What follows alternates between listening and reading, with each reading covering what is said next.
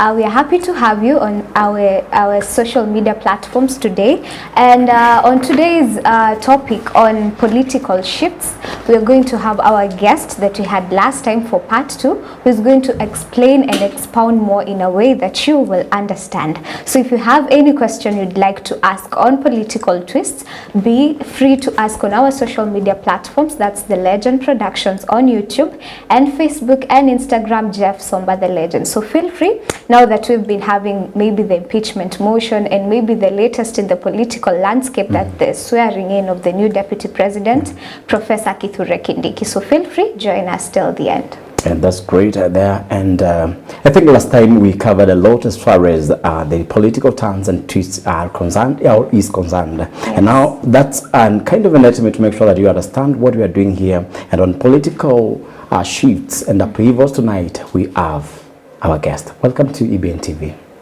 Thank you so much for this opportunity. Yeah. I appreciate to be here back again. I'm happy that we're going to expound more on what is happening to this country and what change and what thought process we can impact to this to our citizens. My name is Willie Kishia. I'm a businessman.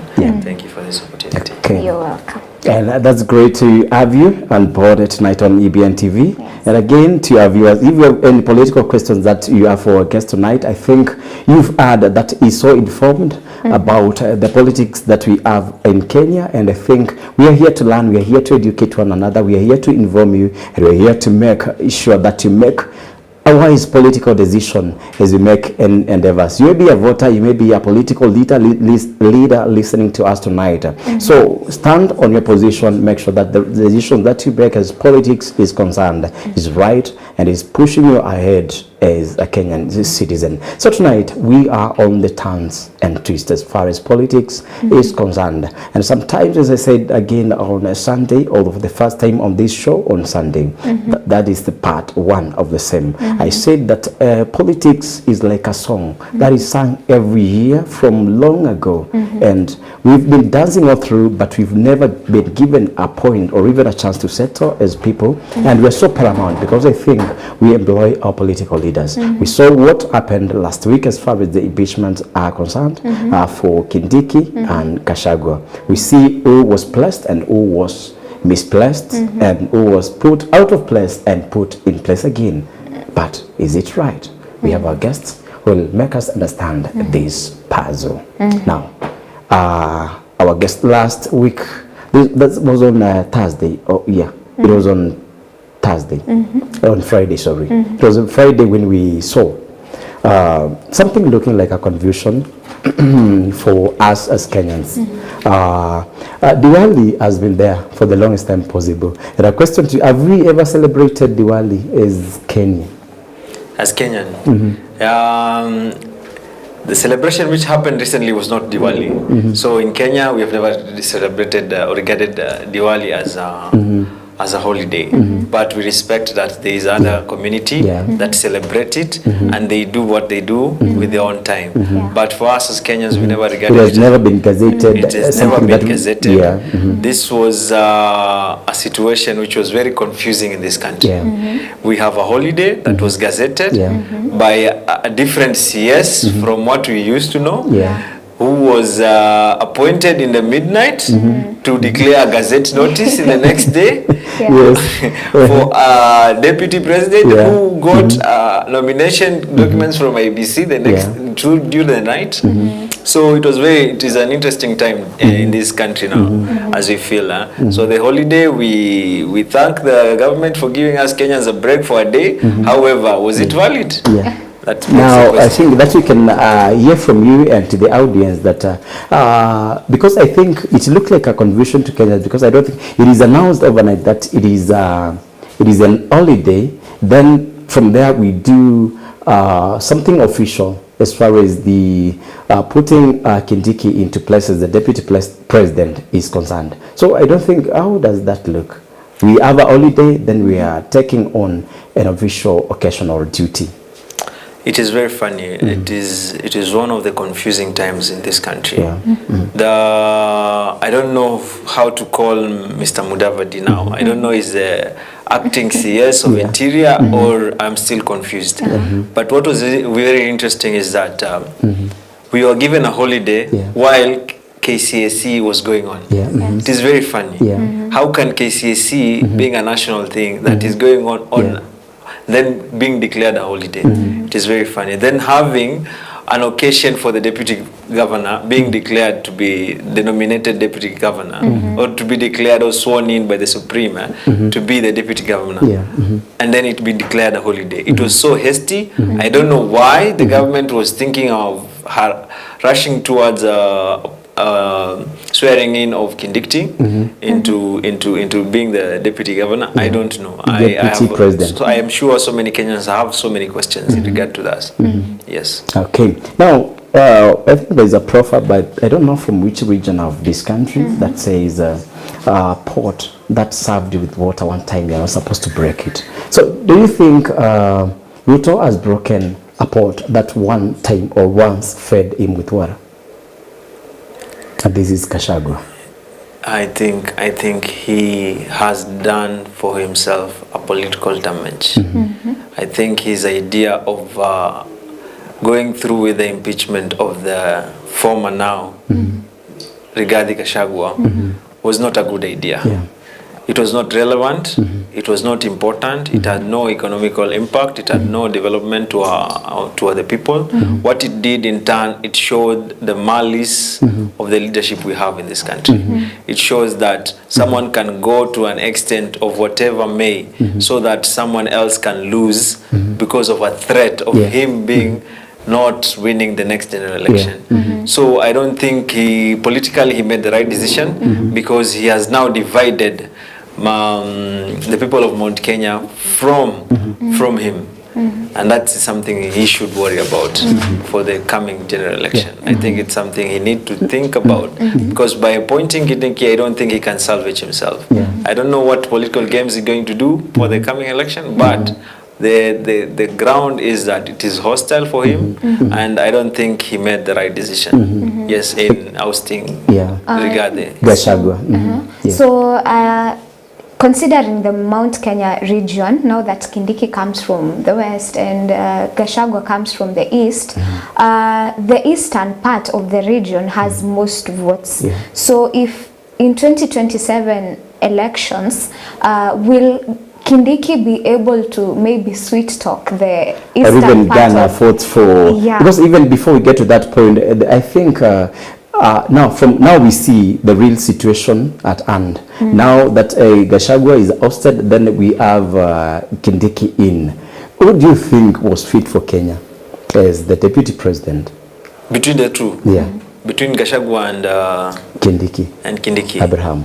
What I can say is that the position of deputy president is a political position, and the candidate, the presidency, is the person who appoints. And then they go to a general election as the dual, and Ghana votes for it. Whoever was, he would be the one to tell us most. Whatever decision he made before, thinking that Gachagua was good, it means he saw a different thing in Gachagua. Now that he now sees something different, there is a political game he's playing. He's seeing a threat. Maybe this guy is trying to garner the public interest by talking to things that affect Kenyans. And Kenyans are mad with this government. They are mad with this regime.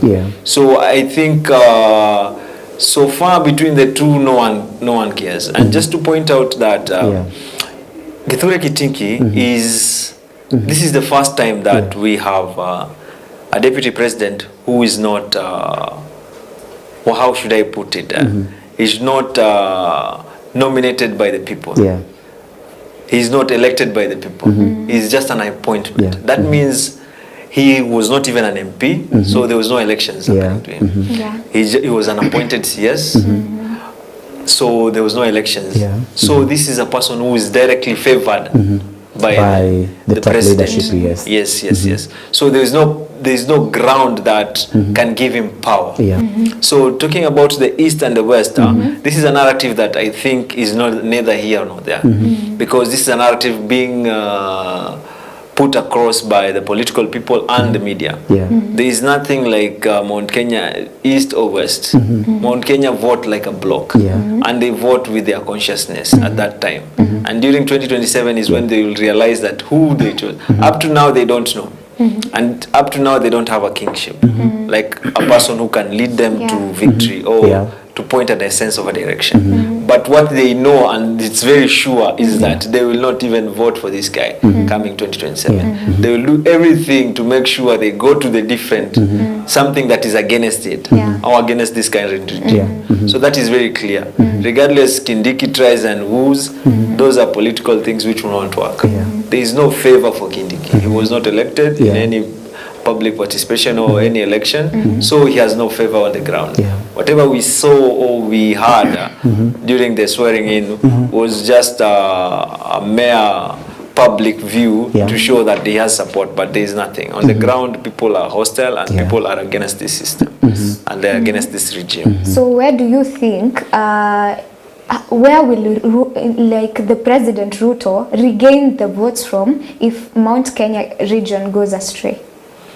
I personally would not want even to give my ideas to President Ruto because personally I don't think I would like him to come back to power because of the level of procession. However, I think the narrative he will try to bring is that he'll try to bring other communists against one, like what they did in what happened in 2007, I think. So he'll try to bring such a narrative of which it won't work because the level of economical sabotage which is happening right now.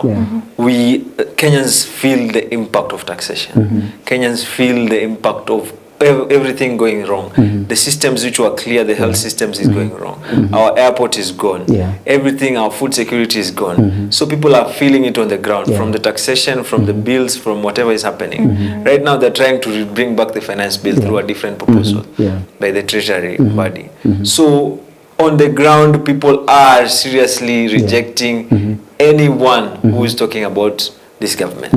Because from the MPs, we saw people are protesting saying we don't want this, but they are coming here with term limits. So what would the common person see? These people are for greed. They're not up for us. So I don't think whatever he does come 2027 will be impactful enough for him to get any votes from sane citizens, informed citizens, people who want to see a future for the country. I don't think the current presidency will try and convince the people. Ruben, now on your view and opinion, and I think majority, very close to 90% of the Kenyans that we have, I think they are on your level. So suppose we are all here as Kenyans. What piece of advice can you give to Ruto as our president, or even the leadership, actually from the lowest to the top? I think what advice I would give the president, I myself, in leadership and governance. According to leadership and governance, and even that was on your thought. Personally, if you were to ask me, the advice I would give the president is to tell him that he needs to resign. Leave this country to people who know what to do, because everything he's doing is selling this country to the highest bidder. He's selling this country to the westernized communities. He's selling these countries to IMF with the current loans he's taking.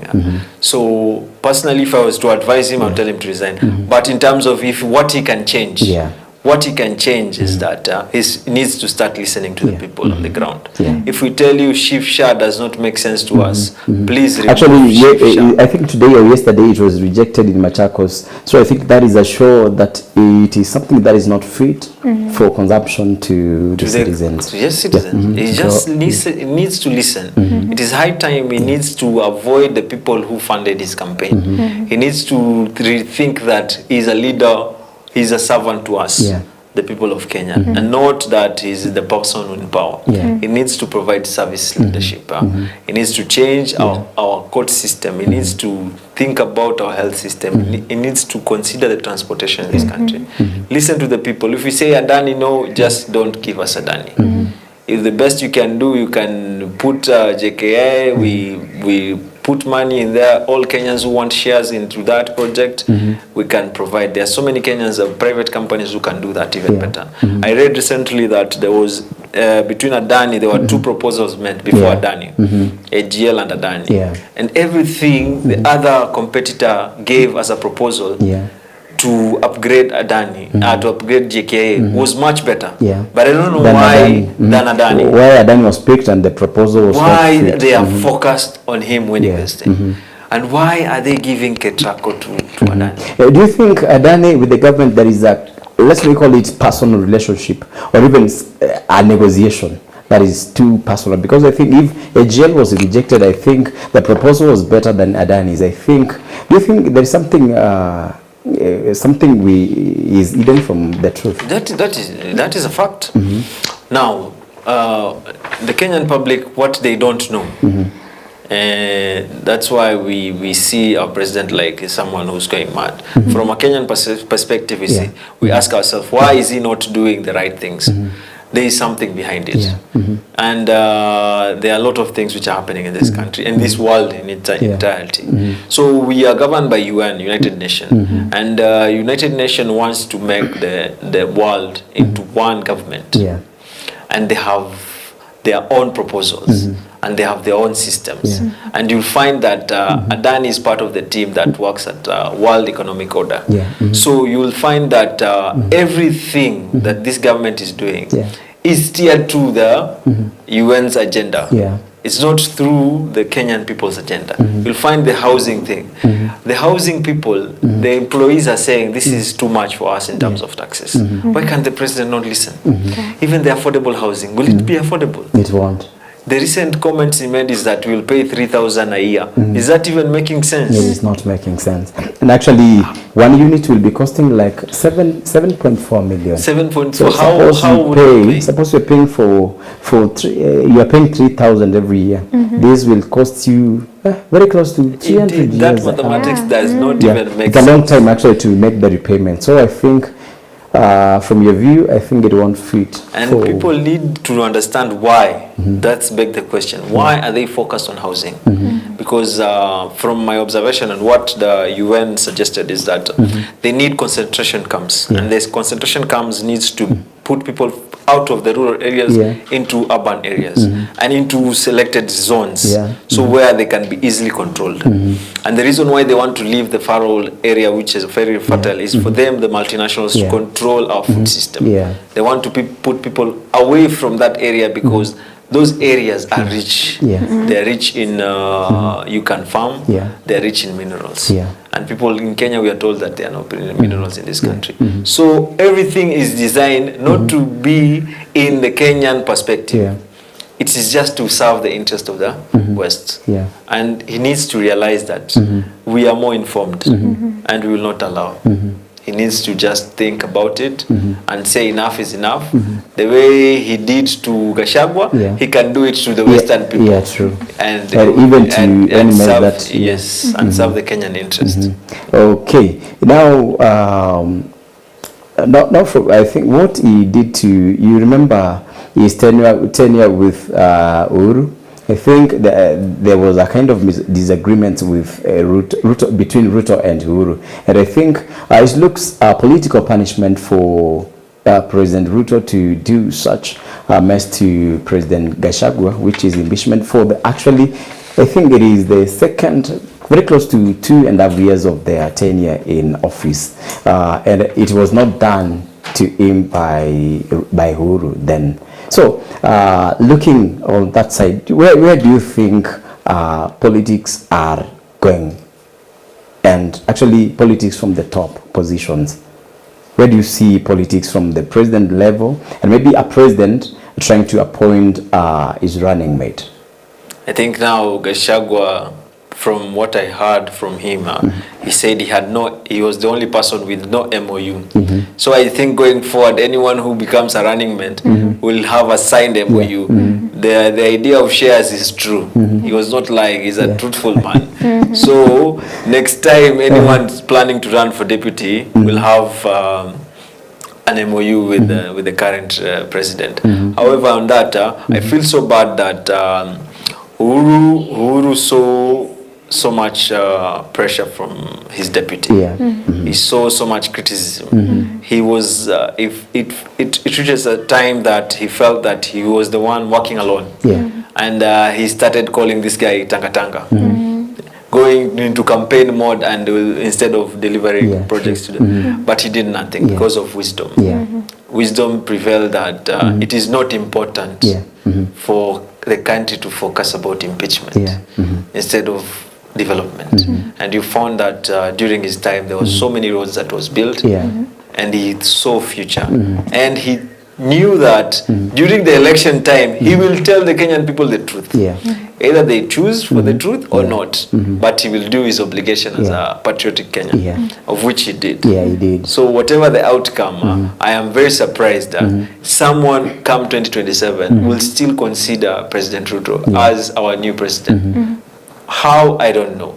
Someone who has shown that in the public view he can go against an MOU or an understanding between two parties, because he did not win the election by his own effort. He needed a team, and the team was there. And the choice he's making right now is not even constitutional. Kindiki, I don't know where we are living in this country. He's gone ahead against our own constitution. Kindiki does not qualify to be the and deputy. he's a professor of the law. He does not qualify. It's not about the qualification in papers. It's according to the constitution and the article. He needs to have resigned 6 months prior before becoming the CS. How within the night, within the 6 hours he was appointed? The deputy president. Secondly, the IBC, they're saying the IBC is not properly constituted. We have only one commissioner as Marjian. He cannot even give papers or authority that Kindiki is safe for being nominated.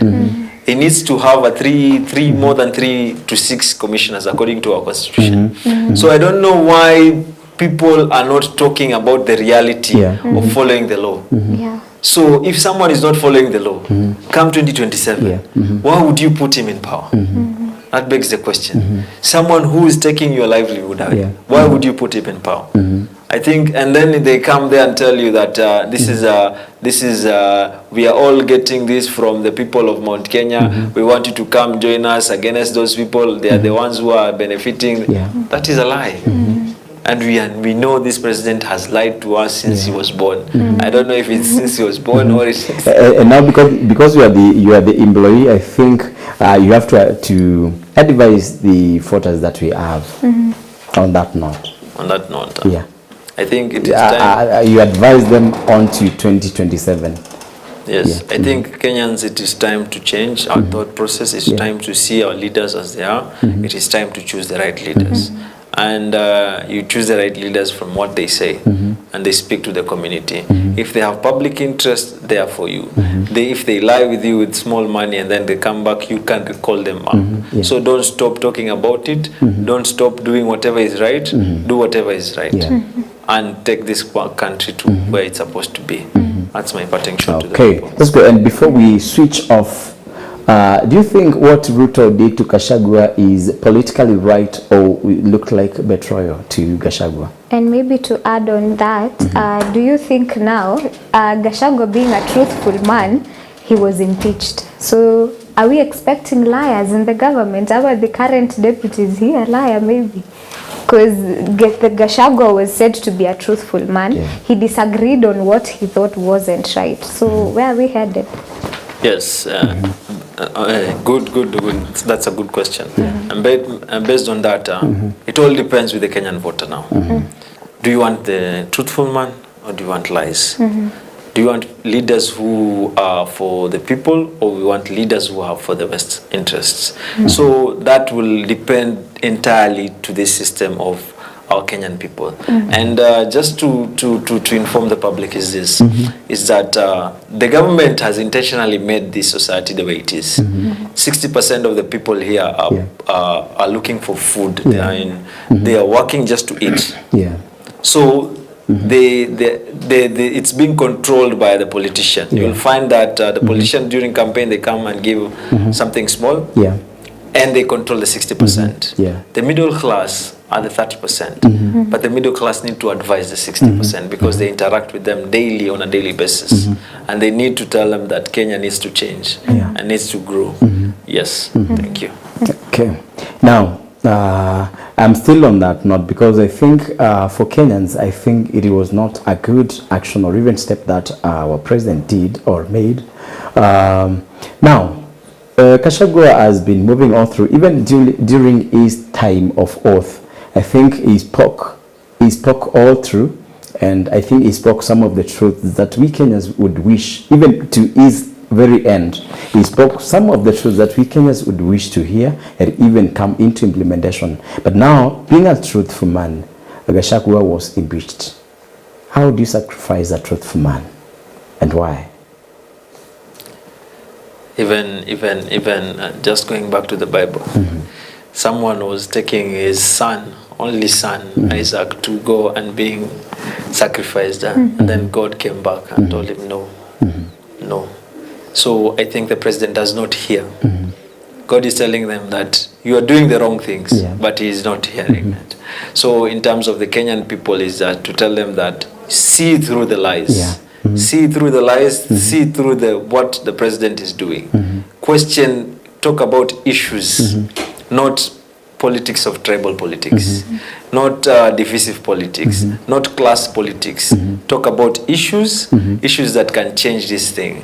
Talk about Adani, talk about UNHF, things which are affecting you directly. Right now they're introducing other tax bills. The ones we opposed on the 25th, the finance bill is being returned. So people should consider about issues rather than saying Gachagua did this or did that, or the betrayal between the president and Gachagua. We are giving too much air to this guy. This guy is someone we don't want even to represent this country because of the things he's doing to us. We are suffering economically, we're not growing, there's no development, there's more debt, we can't even pay our loans. Eventually, if we were not keen to see what is going to happen, is that they will fail to pay this loan. And if you fail to pay this loan, there's repercussions. And that's why you see him trying to sell all parastatals. He's trying to sell everything. We are not even in control of our own land. Even the biggest landowners in this country are not even Kenyans. It is very funny. Kenyans need to see this as it is, because it will reach a time that the pain will affect everyone. And when the time comes, I think they need to stand up and not fear anything about police brutality. Yes, that's my two thoughts about it. Okay, that's great. And I think we're having a short break. In the break, we have to get through your comments that you're sending through our social media platforms. I'm reading from Facebook Live. There's Rian Antong is saying, watching with you guys. Great show you have there. There's Dina Mwania, good evening, following the show from Buruburu. There's Ken Olasaina saying, tuned in. Good job, Carol and Jeff. Feather to collect in. Greet our guest so much. Rian Antong again saying, good evening all, tuned in from Buruburu. There's Ndanu Felista saying, locked in from Kayole. Ndanu Felista again, good evening all. There's Meshak Mwangi saying, to collect in from Machakos. Love the show today. There's Miriam Waina saying, that's a great man we have there, so informed. Tungekuwa na wewe kama watano, Kenya iko mbele. There's Joy Kabi saying is watching. There's Carolicia saying, great show you have there, loving the show, tuned in from Nairobi. And finally we have Susan Maina saying, tuned in from Jericho. Nice show. And that's great. I think thank you for your sentiments and thank you for your comments. I think if you have any question, if you have anything that you can send to us on the Spheres of Life, please feel free to get through to us. This is the Spheres of Life on EBN TV, and this is the Political Terms and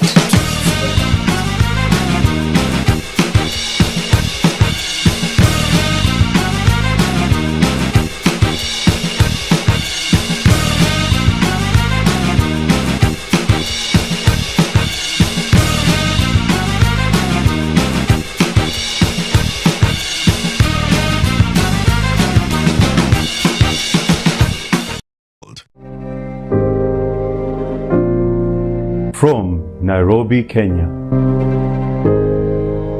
This is EBN TV.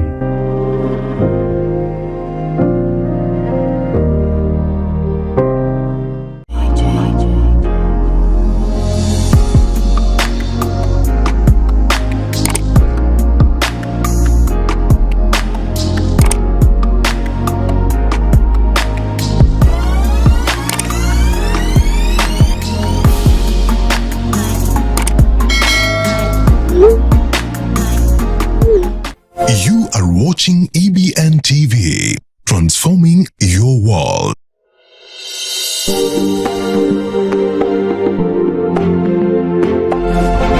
You are watching EBN TV, transforming your world.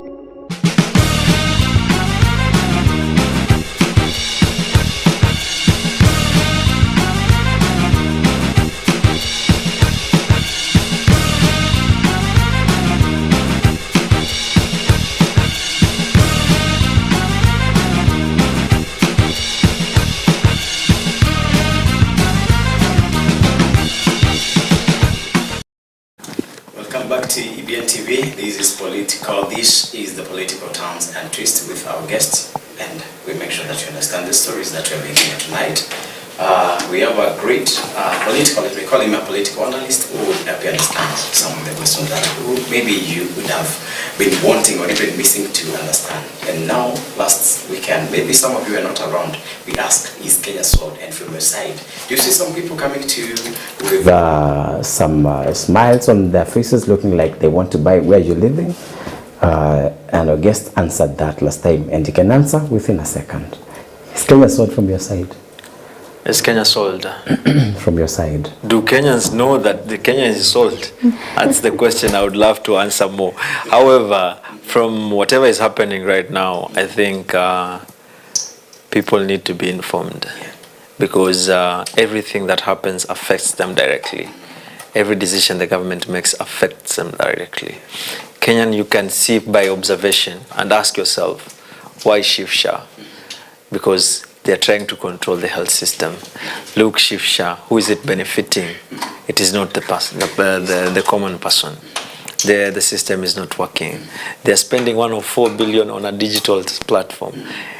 Thika Road, which was built here by Kibaki. Saved us a lot, but he spent 30 billion. 104 billion on a system. And before that, Uhuru had already done a universal system during his time, and he spent 8 billion. It does not make sense. So if you ask me if Kenya sold, look at the health things.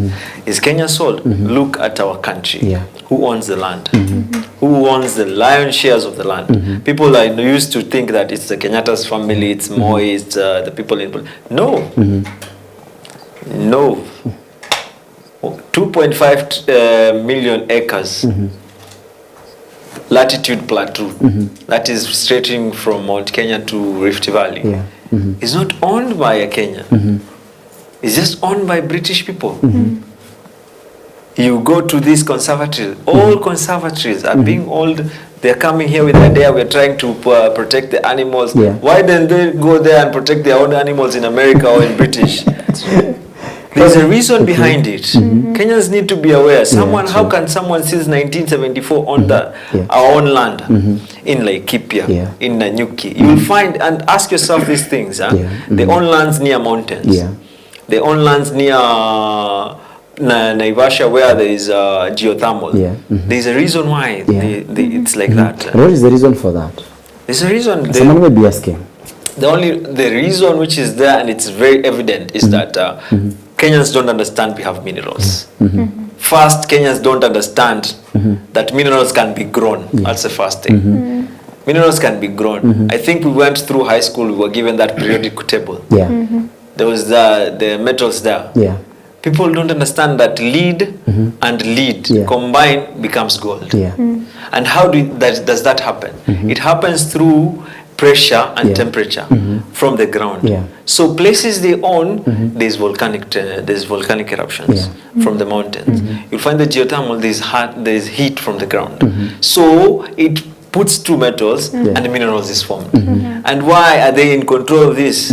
And these things we can use and utilize and become a very great nation. Yeah, true. The government does not want you to know that. The government does not want you to understand that fact, that we are rich. And they are not for us. They are playing to the politics of the West. And the West are using IMF. Yeah. It is very funny. It is very funny that our treasury Mbadi, Mbadi last year I used to think was a very brilliant guy. He used to criticize the government in terms of policies. He used to tell them, why are you doing removing exemption and putting zero rating? Now the same Mbadi, after a visit by the, is it called White, the ambassador to Kenya, is called Megan White. He changed his mind. He's now bringing back the finance bill through different doors. And he himself had rejected it before. He had rejected it. He had called Kenyan Kwanza like mad people because he used to explain us the difference between zero rating and exemption. Yeah, true. It is very funny that we thought the opposition would bring something they were saying and were true about it, but they can't. And the reason they can't is because they want us to be impoverished. When the 60% are impoverished, they are not aware of what is happening. They will just take the 200 shillings for campaign and make a wrong choice so that you become more poor. You will find someone hustling to get food and providing education for the kid. The reason they are providing education is that they think of a future where the country will change, that their son will come and uplift the family is setting up. But it won't, because there is no opportunity. The grounds for productions are not there. We don't have companies. Companies are closing. I was recently speaking to a doctor recently, and he was comparing. He said during Kibaki's time, gloves and what are they called? These pambas, gloves, and they were exempted from taxation. Right now they're taxed. And right now we are importing it from China, and we are getting low quality ones where you will find blood coming out through the gloves. So they're not even safe. It is very shocking in this day and age. Something so simple like that that can protect a life of a doctor is now endangering the life of a doctor. He's now commenting about GSK. GSK is a company, glass. It's a multinational company. Mbadi has reintroduced a taxation on them on a bare minimum of 15%. They went away from Kenya. So many jobs were lost. Apart from that, he was explaining to me that medicine he was buying at 1,200 here, while the company was here. Because of the cost of living and everything and cost of production. He was buying at 1,200 a medicine. Now the company is in Egypt and is buying it at 1050. And it's paying taxes. How is that even making sense? It's not. Which companies will come and do operations in Kenya? So they want. Kenya is, for a fact, sold. And we need to get it back. We need to tell the people that your decisions matter. The MPs actually matter, because the MPs were the ones who will not tolerate this president. If they did it to Gachagua, they would have done it to the current president. Because whatever Gachagua has done worse, this has done more worse. There is no two ways about it. We cannot celebrate Kindiki as the deputy president. We cannot celebrate any action done by this president. So, if they did it to Gachagua, both must go. Thank you. So, to the allegations that were made to Gachagua, and we had done which way Gachagua now, so maybe you can elaborate on maybe what happens after he has been impeached, maybe in his political career, and maybe touch on these allegations. If he was impeached, it means he was guilty, and why wasn't an action taken, maybe a jailing or a sentence to him, and yet those were crimes committed by him? Now, on that point is that what is very funny is that for the first time I heard there's a political decision that can be made to a person.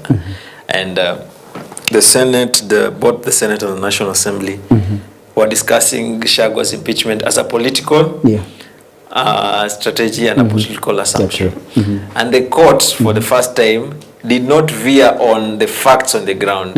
They say this was a political process.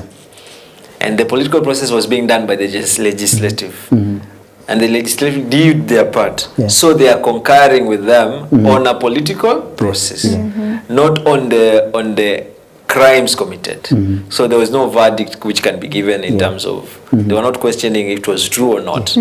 They're questioning the allegations if it can assume to someone being not in office, if there are grounds of integrity that can question you not to be holding a public office.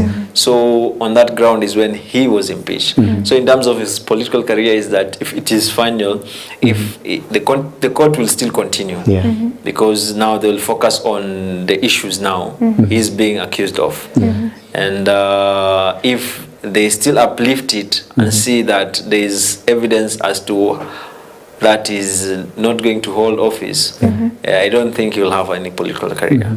He can be a supporter, he can be a Kenyan guy who has a one vote and vote for the future of this country. Yes, that's it. Okay. And if he's found guilty? Kenya is still Kenya. We've seen the MP from somewhere in Kakamega there. He was found guilty. He was even imprisoned for some time, and he found bail, and he still became an MP in this country. It is very funny that we live in this country with such laws and we tolerate it. So I don't know anything that can happen to him. The court will rule. They will see fit what to do with it. Maybe we'll give him a cash bail, or they'll get a refund if he's not found to be guilty. That's the only thing he can get. He can get his pension back. He can get whatever service he used to get, like the Prime Minister is getting right now. That's it. Whatever Uhuru is getting, maybe that's what he can get back. But in terms of the verdict of having a different deputy, it's settled. And it's gazetted. From the swearing in of Professor Kithure Kindiki, majority of Kenyans from where Gachagua comes from, they were like, we are not in support of Kindiki, we are still in support of Gachagua, and to us, Gachagua is still our deputy president. So will that influence anything, like Gachagua being the kinship now of that region? Mount Kenya as of now, based to how I can see things and how it turns out, Gachagua is not a kingship. Gachagua, what he did wrong was whatever he did to Uhuru Kenyatta. Because at the current moment that people realize that Uhuru was speaking the truth. And who was against him? Gachagua. People are not for Gachagua. People are annoyed by the process that was done to him. It was not right. Whatever wrong they say, they're claiming that he was doing, the president has done worse. So they feel that the hastiness of how he was impeached, a record time of 2 weeks, a deputy president is impeached, is what is frustrating this process. The record time at which the new deputy president, with no constitutional backup on how he's sworn in, is what is making people angry. But in terms of leadership, in terms of Gachagua being a kingpin of Mount Kenya, I don't think so. People will just give him sympathy, and the sympathy is there. It's all over the country. It's not even in Mount Kenya. People see whatever it is, and they tell him sorry, but the situation, it is what it is. The situation is that you're impeached, but we feel and we understand. And through such actions, people see the president as he is. He's not someone you can make a deal with. Yes. Okay. I think our time is almost coming to an end. I think there's something that I've always been quoting about the political song that we are always used to from the politicians that we have around now. Just talk or even a word to our political leaders, and actually they are good when it comes to campaigns, but when it comes to leadership and governance, they fail and touch small on the promises that they make during campaigning period. The song has been continuing for a very long time. It's been the same circle. Yeah. Politicians are politicians. They are not leaders. Yeah. They will come to you, beg for their votes. Yeah. You vote them in, they forget about Yeah. you. But what you don't know, they are your servant. That is what the people of Kenya need to remember always in their head. That politicians they are your servant. They are not in the people in power. Yeah. You have given them power. You can recall it back. There is nothing different. There is nothing rocket science about it. A day a person promises you one thing and does not deliver, you can recall them as the people. They say the people shall. You can recall them anytime, anytime. So the people should not think that once they are in power, they are powerful people. They are not. They should be servants. The police should be servants. There is no one time you will find a police should harass you for no reason. He should give you grounds because the idea of him is to protect everyone. True. Not you alone. The politicians, when they go to make laws, they make laws on behalf of us. We are the implementers. We are the taxpayers. We should not pay taxes if it's not coming to help us. And there's a reason why we have a country. So anyone who comes with promises, fake promises, and you feel like as a people you are not satisfied with it, just know the power belongs to you. It is anytime you can go, you can start the process and take them back. Take them back and choose the right leaders. It is your choice. Okay. That's a nice outro you have there. So thank you, my dear viewer, for staying tuned since we started till now. And as we wrap up the show, just a big thank you for setting aside your time to listen to us and keeping us company since we started for now. Have a good evening, and thank you to all who made this show a big success for tonight. So till next time, have a good night. And if you have any question that you feel has been left out, we still have our social media platforms running on social media platform. That's on YouTube, The Legend Productions, and on Facebook and Instagram, Jeff Somba The Legend. So have a good night and see you next time. And that's great. And I think we've not given him time to do your final word. Maybe say it to two people, then maybe what you do, you may wish people to know what you do and maybe where you may be found. Yeah, you can find me on Twitter. Thank you for this opportunity. You can find me on Twitter. I'm called Glass King, Glass King KE. Yes, we deal with glasses. So anytime you can reach out, you can find us there. Yes. And Kenya ni home. And home must be respected. Thank you. Okay, that has been the political twists and turns on EBN TV, the spheres of life. So I said we make sure that you understand every story that we're making here, and we make sure that you are enlightened, you're informed in everything that you feel you're not afraid under. So the show has been great, and thank you for engaging with us tonight, and we are glad to have you on board every time. Thank you to our guest, thank you to the director, thanks to our EBN manager and everyone who has been watching the show from the start till this very end. I've been your host, Jeff Kimayo. Until next time, I bless your week. Good night.